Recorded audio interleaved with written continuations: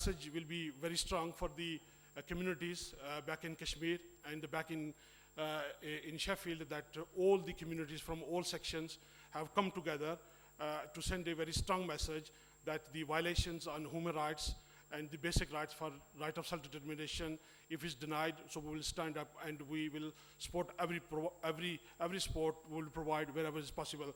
So thank you. Why are we here? We are here in connection with the 64th World Human Rights Day. This day was recently, on 10th of December, this was celebrated throughout the world.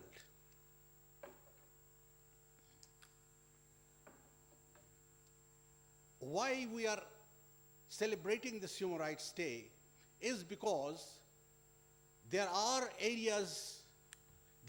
conflict areas where the human rights of the people are being violated. To help world create peace, harmony, and progress. But unfortunately, in spite of this momentous event, the world got divided, subdivided, and the divisions continued. And the suffering and the pain and the agony in different parts of the world as well as has not ended. The two most glaring problems which are being faced by the world are Kashmir and Palestine. We have recently seen some progress on Palestine. I had the honor to talk to Amnesty on a subject, the subject of mass graves. And the title of my talk was, Bones Have Started Speaking. We have found in Kashmir thousands of mass graves. And I think I'm thankful to European Parliament for having an urgency resolution on the subject. And we want that our parliament members, our councillors, our elected people here in this United Kingdom will also contribute their bit to highlight this one of the most heinous crimes committed on humanity in this age of civilization. My dear friends, I will not take much of your time, but I would say that I have earlier said that United Nations was created for creating peace and harmony in the world. United Nations has not been able to implement its own commitments and resolutions in Kashmir. But that does not mean that we have lost faith in United Nations. Any Kashmir solution will have to be through the United Nations and through the international community. We believe in a peaceful resolution of the conflict. Kashmir is not a religious issue. It is not a bilateral issue. It is not an issue related to terrorism. It is an issue of the right to self-determination. We welcome negotiations, but at the same time, I want to declare, and I declare it at every forum, that Kashmiri's right to self-determination is non-negotiable. We need our right. The right has been guaranteed by the United Nations Security Council. The right has been guaranteed by the United Nations Charter. The right has been guaranteed by India and Pakistan. We need redemption of this right, and I hope an atmosphere will be created in United Kingdom by our members of the parliament, the members who reach that parliament through the vote of the people. So we have a democratic right to request them, to appeal to them that they take this matter also seriously and bring it at par with the Palestinian problem. Because, both these problems are the most important issues facing the world. I would not take much of your time, and with these words. But it needs people like you, Maruf, and others to organise it and to galvanise people. Sheffield has a great history in terms of solidarity movements. We were at the forefront of the campaign on Southern Africa. But also we're the first city of sanctuary in the UK. We have welcomed so many people from so many parts of the world, both fleeing oppression, Yemenis, Chileans, Somalis, so many different people, brought into focus a lot of issues. And Professor Shaw talked about the injustice of Kashmir and Palestine, and he's right. I'd also raise the rights of self-determination for the people of Somaliland, which is another cause close to the hearts of many people within this city. But I think that the point I want to make is that I hope that this conference will not only focus on us telling each other how unjust the situation in Kashmir is. We know it is. But I hope that we can also focus on how you then build an effective response. And today is good because it brings people from across different communities in Sheffield together to look at the issue of Kashmir. But let's build from there to say, what steps, what practical measures, what points of pressure can we bring to bear to get people to the negotiating table and to bring life to the now more than 60-year-old resolution of the United Nations for a plebiscite for the people of Kashmir to have self-determination. Kashmiris too are human, humans without rights. Kashmir is crying in each ear. Kashmir is crying in each ear.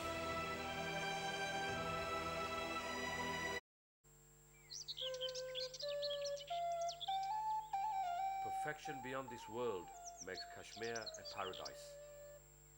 The land of sparkling rivers and sleepy lakes, of startling gardens and regal chinar trees. Kashmir boasts some of the most beautiful flowering meadows and snow-capped peaks. The abundance of natural beauty has earned the valley the nickname Switzerland of the East.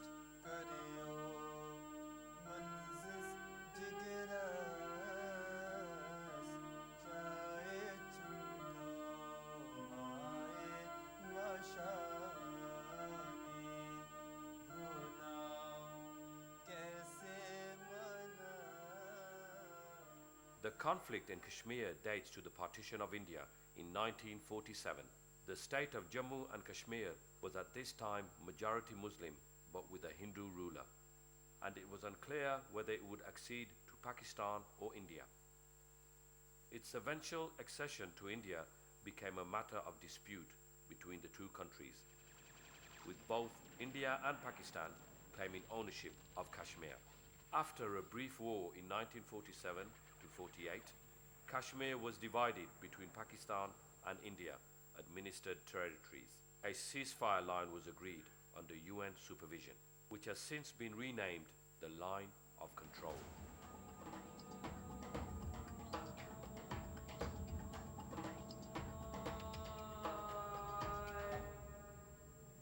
Kashmir continues to remain a challenge for those who seek peace, tranquility, and justice for Kashmir.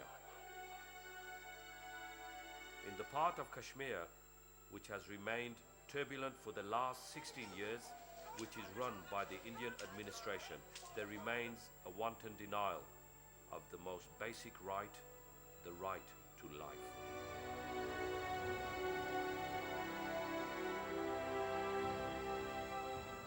Human rights of the people of Jammu and Kashmir continue to remain in a state of suspension, and most of their fundamental freedoms stand curbed.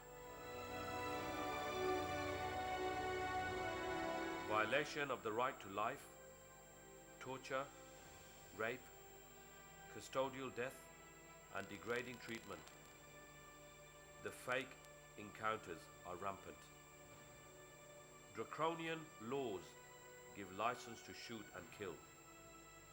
Invade privacy continue to remain in position.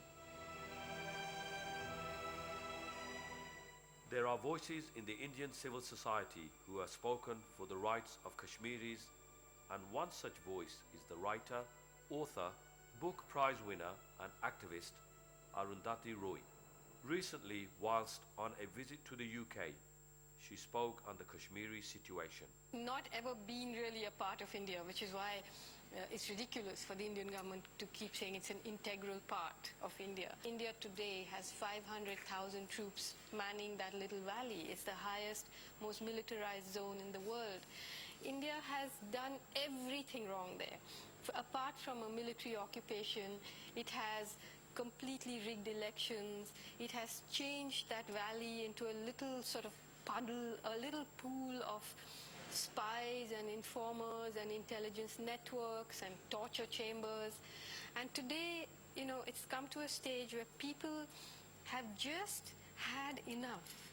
People from outside need to look at that issue very carefully and stop looking at India as if, oh, it's just this market where we can, you know, it's a good financial destination, so let it do what it wants in Kashmir.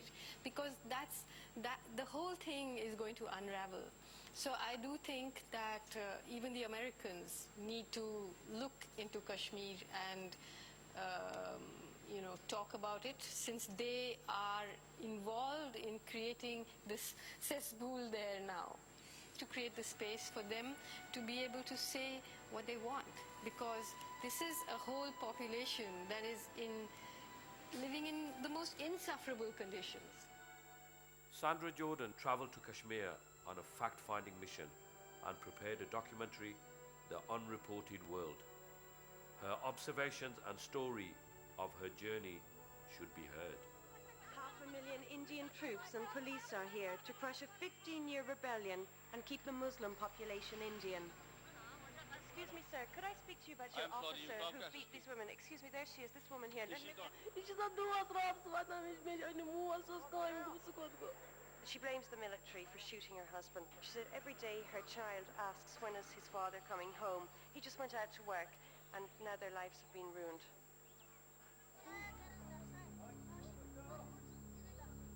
What do you think about what's just happened here? A curious story began to unfold.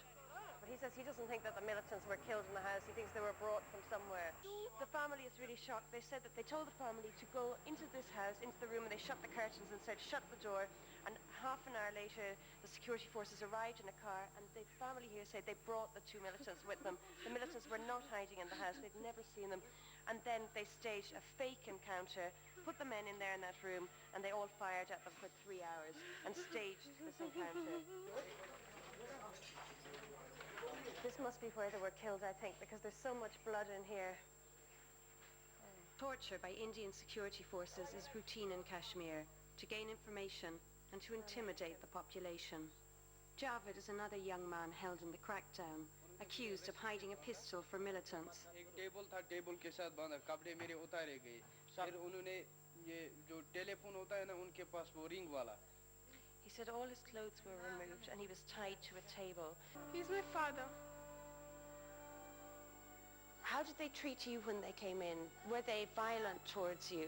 They destroy everything, and in front of us they beat my father with gun and cock gun in front of him and say we will kill you. We were here and we don't know where is my father and where is my mother. Tell us where is my mother and father.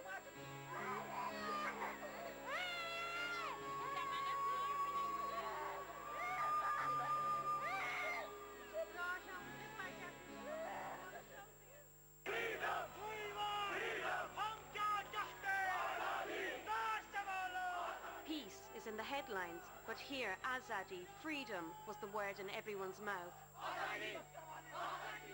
In their recently published report, Lawless Law, Amnesty stated, Amnesty International opposes on principle all systems of administrative detention. The Indian Supreme Court has also described the system of administrative detention as lawless law, largely supplanting the regular criminal justice system in JK. The graves of at least 940 persons have reportedly been found in 18 villages in Uri district alone.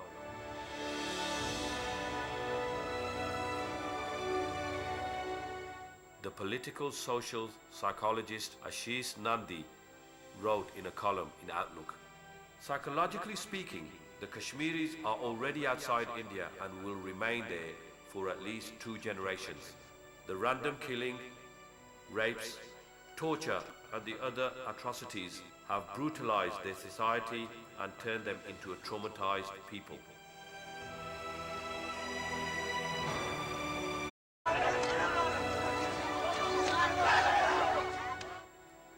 Dr. Anjana Chatterjee, convener of International People's Tribunal, who has documented 2,700 unknown, unmarked mass graves containing more than 2,943 bodies across 55 villages in Bandipora, Baramulla and Kupwara districts of Kashmir.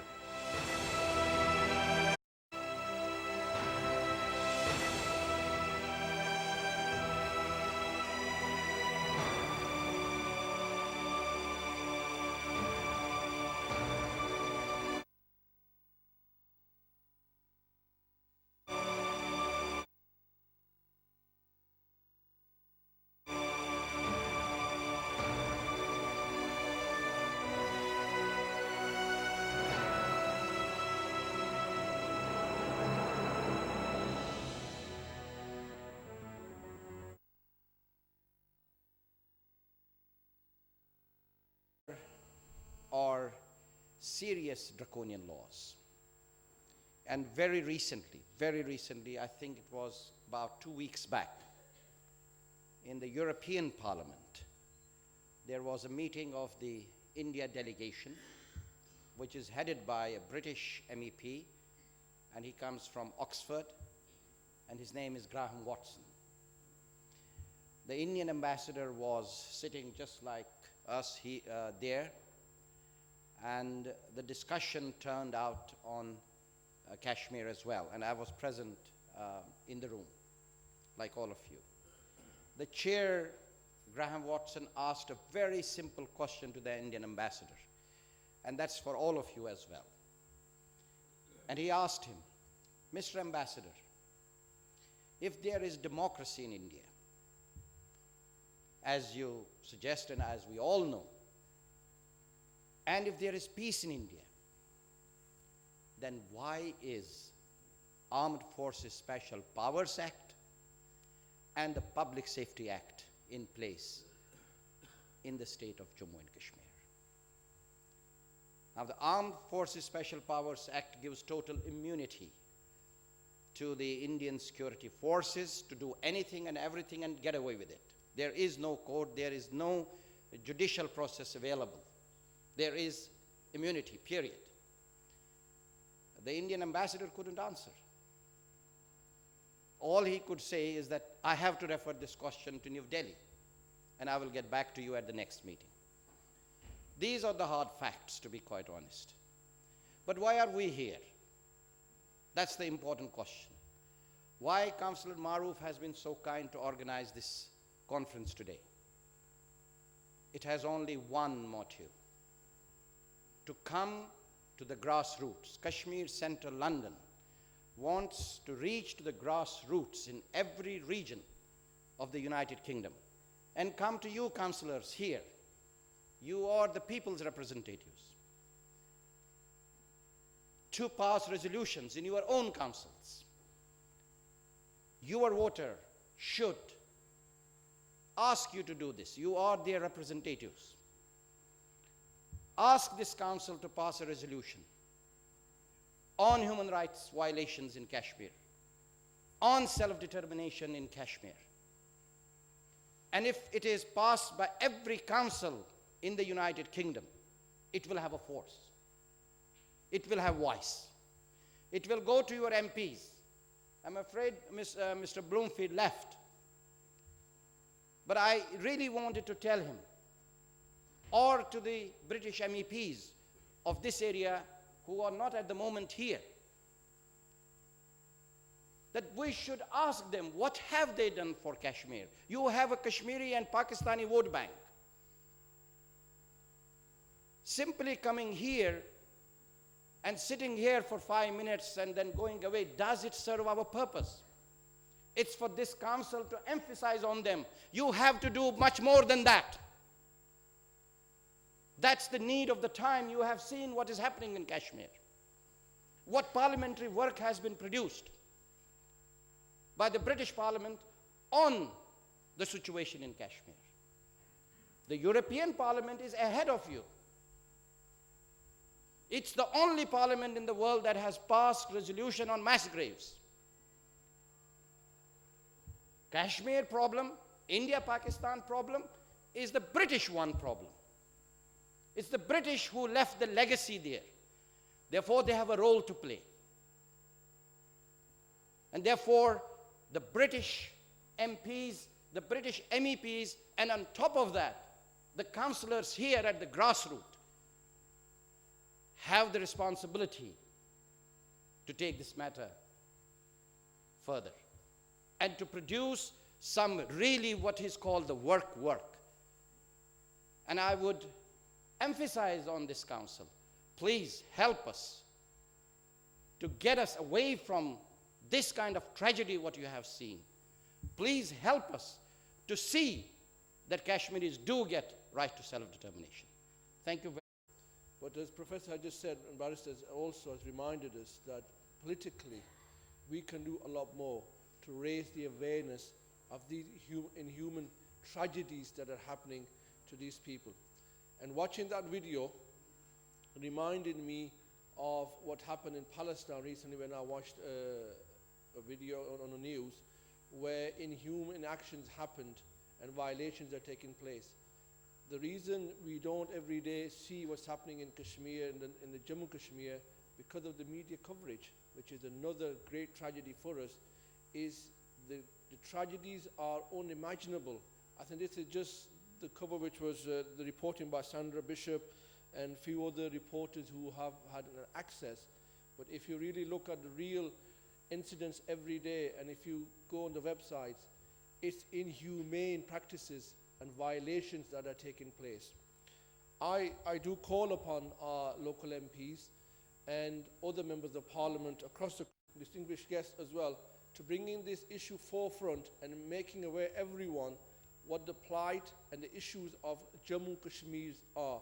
The tragedies of women who are getting raped and the children who are without their mothers and their fathers every day, and the tragedies of Kashmir are on and on. Just to say to this center is Kashmir Center for everybody. It's not just not a political place, it's not a political party. I said unofficial embassy to Kashmiri people. I welcome you all and I request you to reach to us, help us so we can, you have seen the film, so we can help those people who are suffering from more than 65 years. Thank you. This week has been held on the International Human Rights Day, and it's quite right that we have this conference this week because in his message, the UN Secretary General Ban Ki-moon said that, I'm quoting this, is international law is clear, no matter who you are, where you live, your voice is heard. On this day, let us unite to defend your right to make it heard. It's sad, in fact it's agonizing, that we have this universal mantra, but unfortunately the Kashmiri people's voice is not being heard. It's been over 60 years that every single country in the world knows the plight of the Kashmiris. We see massive changes throughout Europe. We've seen the Arab Spring in Africa, in Libya, in Egypt, and we've even seen positive messages in Palestine gaining its first step towards a statehood. A long way for them to go, but we still see the issue of Kashmir continuously being swept under the carpet.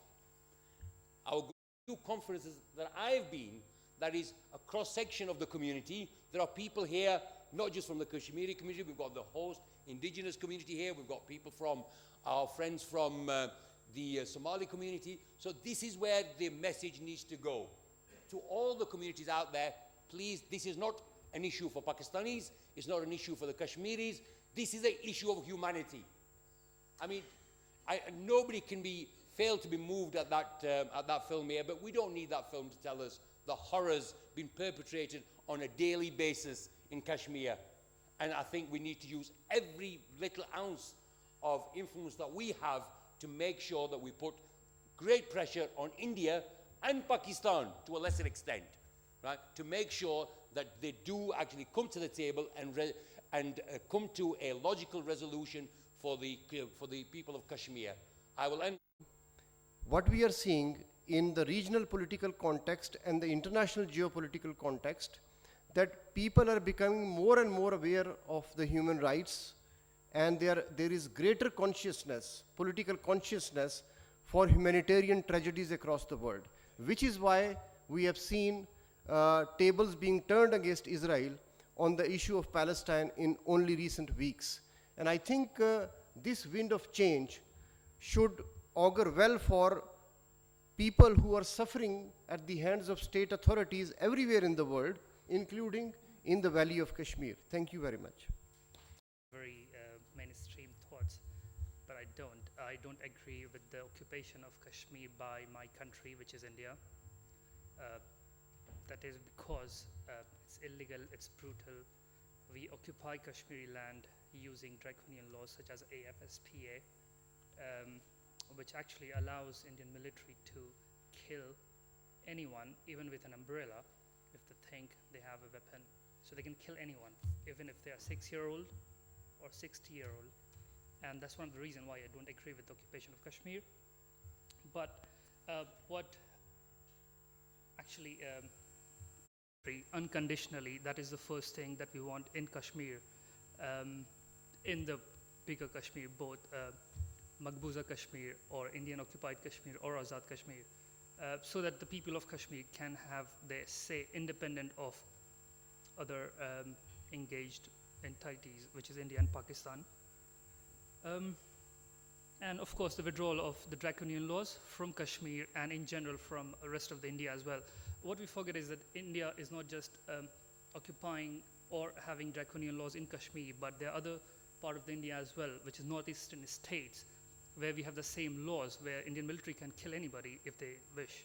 If they think somebody's walking with an umbrella or ice cream, if they think he's a terrorist or whoever they are, they can kill anybody. So Indian government, UK supplies lots of arms to India, which is often used in the Kashmir Valley. So the tax money that the people of UK pays is in some way is responsible for killing of the Kashmiri people. So it needs to be very, yeah, of course, grassroots movement. So, yeah. Thanks. And actually, people didn't want to hear the voices of Muslims who desperately needed our help. And we said this is not good enough. It's not good enough that Muslims are just demonized. These people need our help. And that's one of the reasons why we went there. But the second reason we went there was because we felt that people of Kashmir had suffered too long. They had suffered this brutal occupation that had been taking place. And despite the fact that the United Nations had made a resolution to say that the people of Kashmir had the right to self-determination, that occupation has been going on since 1948 when the resolution was passed. And we felt that something had to be done. And so in one way, I'm hoping that really our school project, I think it stands as a sign of our solidarity, the solidarity between the people of Sheffield and the people of Kashmir. It's a symbol of that, really. But I'm hoping that also in the process of doing that, we started to raise the question of Kashmir. I mean, I think everybody who comes from Kashmir knows all the facts about how brutal the occupation is, but most other people don't. And it seems to me that actually, you know, this resolution was passed back in 1948 and nothing yet has been done about it. And really, part of the problem is economic interests. It's the British who created the problem in the first place. There's no doubt about it in my mind. And therefore, the British have a responsibility, really, to do something about it. And I think that means that governments have to do something about it and politicians have to do something about it. The truth is that in this country, our economic interests are allowing this occupation to continue. The fact that we're prepared to continue to deal arms to India, the fact that we see our interests being alongside India is a problem. And that means that we have to start to do something about it. And that doesn't mean just, I think, I think you said not just fine words. Fine words are great. We can all talk about it lots and lots of times. Actually, I believe we have to be campaigning around it. I believe we need to go out to the white community to say to the white community as well, this is an issue for you. If this can go on there, what kind of human rights can you expect in the future? And therefore, I believe that we very much have to campaign around it. I was actually looking at the film I saw on television actually was a very, very good film. The torture trail, yes. I think they said that 1 in 5 people who they'd interviewed had been tortured